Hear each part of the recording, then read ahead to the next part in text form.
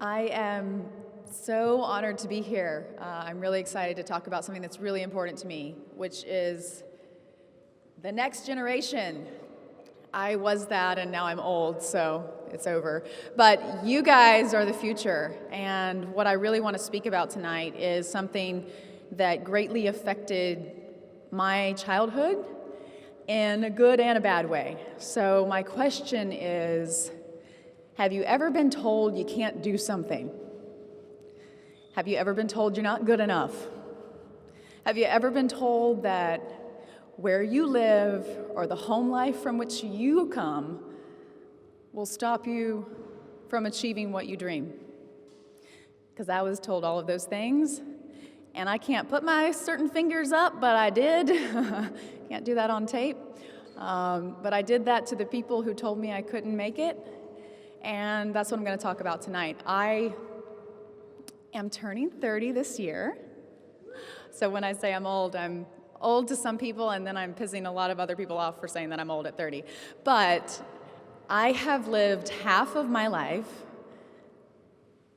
on the road, independent, financially on my own, and my life really took off when I was 15 years old. I was homeschooled my whole life, grew up in a trailer park, never had any money, didn't have the kind of home life that, the picket fence and the dogs and all that stuff that we paint, those pretty pictures that not a lot of us really relate to, right? And I had this crazy dream that everyone told me was crazy. I didn't think it was that crazy. I thought it was going to be fine at 9 years old. I was an arrogant little kid. And let me tell you something about arrogance. It's the best thing in the world. Don't let them tell you anything different. My arrogant little 9-year-old self thought that all the moron adults who told me I couldn't be a big actress one day were just that, morons. I now have a little more love in my heart for them, but what being told that my dreams would not happen did for me was it gave some fuel to my fire, and I have a lot of fire. I left home at 15. I moved to Miami, and then I moved to New York to study acting. I was consistently told that a kid like me, from where I was from, the home life that I had, was never going to happen. It was a pipe dream. I should have a plan B, and I did have a plan B, but I didn't tell everyone. I told a few people when I really let my arrogance show. I said, yeah, I have a plan B. Plan A never fails. Well, I'm very happy to say plan A didn't fail. But that's not because I didn't fall down 100 million times before I got there. And that's what I want to talk about, the falling down part. That's the best part of the journey. It's the part that hurts. It's the part that's not fun. But no one who has ever achieved greatness in our world did it easy, did it fun, did it smooth sailing. I remember when I was a kid, I used to go to my aunt's house because we didn't have cable, but my aunt did, and we weren't allowed to watch MTV if we did have cable, but we didn't, and when we were at my aunt's house, no one really knew I was watching MTV, so I watched MTV. And my favorite show on MTV was not music or any of, because music actually used to be on MTV, it wasn't all these crazy reality shows. I liked to watch MTV Cribs, though, one of the best reality shows ever. I was like, I'm going to have a house like that one day. I'm going to have that. And it was very different from my, trailer park setting. So what happened for me was, and I didn't know this at the time, and that's why it's so crucial and so important to my journey and to this conversation to the next generation. I saw my future before it happened. I saw MTV Cribs, and I saw a house that I wanted to have, and I just envisioned it. And I didn't know what I was doing, but the power of visualization is truly what got me out of where I was, but allowed me to actually I used to envision myself living in Los Angeles, driving down the freeway with palm trees and sunshine with a convertible, living by the beach, and now I live in Los Angeles, and I drive down the freeway where there's palm trees and sunshine in my convertible, and I live by the ocean, like I can walk outside and there's the ocean. It is possible, but everyone will tell you it's not. There are a few people who will give you that little oomph. I want to be that person in your life who gives you that oomph. Because I wasn't good enough. I didn't know anybody. There was no way that I should have ever been able to have this dream and definitely make it come true. That wasn't possible. It just wasn't realistic. That is the problem with our world.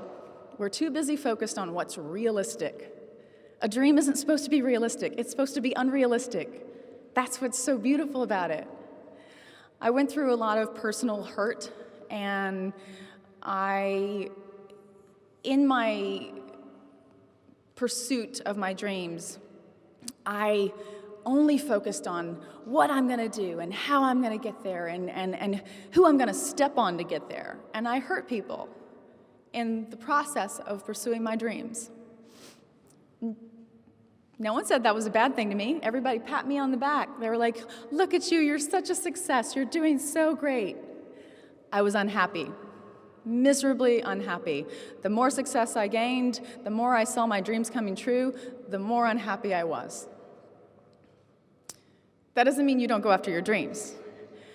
What I realized when I like to say I had a young life crisis, turned 40, get a convertible, dump the husband, and date the pool boy. I got that out early. I decided at 19, 20 to have a young life crisis, and I decided I wanted to give up acting. I wanted out. I wasn't going to do it anymore. I wanted to move back to New York. I told my agent I was going to work at Starbucks and find a new passion. I grew up with nothing. I can live on nothing. It doesn't scare me at all. I don't care. I knew that what I had dreamed when I was 9 years old and how much happiness and excitement it gave me to pursue that was no longer holding whatever it held for me at the time. I needed that what. I needed the what to get me out of that place that I was in, where I didn't believe I was good enough, where I didn't believe, deep down, those words do hurt you. You don't think you can. What if I do fail and they're all right? They were all wrong. I'm happy about that. I like winning. Winning is fun. I was right. But the right wasn't enough. That is when I realized the most crucial aspect of anyone's journey. We're human beings. This is our human story. The most important thing you will ever discover is why you are here and why you do what you do. I had the what. I did not have the why. When I was done and wanted out and decided my 9-year-old self was a moron and maybe all those adult people were right, I'm done with this career. Everyone's telling me what a success I am, how amazing my life is. I was unhappy with myself. I was dark. I had gone through some really trying times with abuse, and I had become self-harming, cutting up my arms, suicidal, all this stuff. Everybody's looking at me on a red carpet, and I'm taking pictures, and I have the life, I have the house, I have the things I dreamed of, and I was miserably unhappy. That is when the why happened for me. I got on a plane to Cambodia. I thought I was going to help some kids who were suffering from one of the most horrible things I'd ever heard of 8 years ago, human trafficking. Modern day slavery, the absolute worst thing I can possibly imagine happening to a child, a person on this planet, a fellow human being. We're humans, we're one race, that's it. This really, really got me. Sex trafficking, this really, really got me. Horrible, horrible, horrible thing in the world. Got on the plane. I did not go change the lives of a bunch of people. They changed me. They saved my life. They turned my world upside down. And they did it with the only thing that does change the world. They loved me. They showed me real love. Love that I didn't believe I deserved, because everyone told me what I could and couldn't be, what I could and couldn't do, what I was worthy of and what I wasn't worthy of, and what I deserved and what I didn't deserve because of who I was and where I came from and the abuse I'd experienced. These little girls didn't care. They just looked at me and they loved me for who I was. And it was so much love that it was almost like, oh my God, you guys, like 10 little kids pulling me every different direction. And I started going back, and all of a sudden, over the last 8 years, my entire world turned upside down. I started to look inside of me and go back to 9-year-old Annalynne and say, thank you. Thank you for dreaming bigger than everyone said you should dream. Thank you for believing when you shouldn't have believed in yourself when no one else did. Thank you for visualizing a life that you shouldn't have any right having, and knowing you were going to have it. I knew I was going to have it. I knew. I don't know what it was. Knowing is the most powerful thing in the world, in the mind.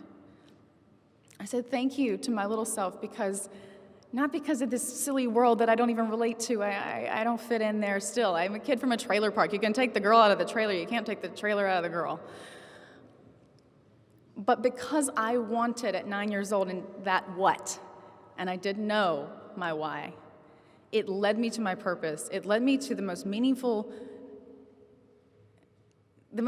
thing in a human story, which is what we're all made of. It led me to love. There's two things in the world. One's real, and one's an illusion. Love is the only thing that is real. It's not this crazy thing that people like me play in movies to portray. It's not that. Love is full acceptance of what is. That means when I was in a trailer park and I had nothing and I was hungry and I had these dreams and I had all these things, but they weren't there yet. Acceptance, not complacency, not staying where you're at, but being okay that this is where you're at right now. Love is real. The other thing in the world is fear. And fear is not real. Fear is an illusion. Fear makes up everything that makes you feel bad and makes you feel sick and makes you feel gross and makes you feel as unlovable and disgusting as I felt when I met those girls in Cambodia. And they proved what love does. Love casts out all fear. Over the course of 8 years, their love changed the side of me that stepped on people, that told my first boyfriend, who was a wonderful, beautiful man, that I would choose my career over him any day because this is what I was going to do, and that's what Wall Street would support. Wall Street, if I was a CEO on Wall Street, everyone would be patting me on the back. Like, the things that you do when you go after something the way the world tells you to go after it, it's not success. That is not what success is. I know success now. I make a choice every single day, and I'm going to tell you, I fail more than I do it right. But every single day, I watch my actions, and I choose love over fear as much as I possibly can. There's a lot going on in our world right now, and this is the answer to it. When you see fear coming in onto the big platforms in the world, you see love in the streets. We need a call to action, and it is so simple. It's difficult to apply because our society has us enslaved. The slavery that I fight, modern day slavery, human trafficking, individuals locked in brothels and forced in labor and all of these things, that's physical slavery. There are 7 billion people on this planet who are affected by slavery. I am talking about slavery of the mind. I had it. Every one of you have experienced it or will experience it in your life. My 2-year-old little brother right now, he's 2 years old. He's absolutely perfect. He has no chains on his mind. He hugs the Mexican busboy at the Mexican restaurant. He says hello to everybody that walks in the door. He says goodbye to everybody that leaves. He sees a baby, he runs to it even though he's in a 4T. He wears 4T. He's 2 years old. He's like a monster 2-year-old. He comes and runs up and lunges and grabs the baby and hugs the baby. He doesn't know that you're not love and that he's not love and that I'm not love, that we're not just love, because that's all he is. But 7 billion people have stopped believing in what they are and that they're love, and have been taught hate, have been taught racism, have been taught that they're not good enough, so they make someone else not good enough. When you're not okay with you, I won't be okay with you. I want to be okay with you, because I'm finally, after almost 30 years, I'm finally okay with me. This is what I want for the world. I just want us to remember what we are. We are love. It doesn't matter where we're born. It doesn't matter what we look like. We all bleed blood and we all breathe oxygen. We're all the same. We need to come together. We need to dream really unrealistic dreams, because that is what's going to change the world. That's what the new generation can do. That's what this planet needs. And the dirtier it gets on the outside, that's a projection of the inside. We need to clean up our dirty world. And we do that with one thing. That is the one thing that is real. That is love.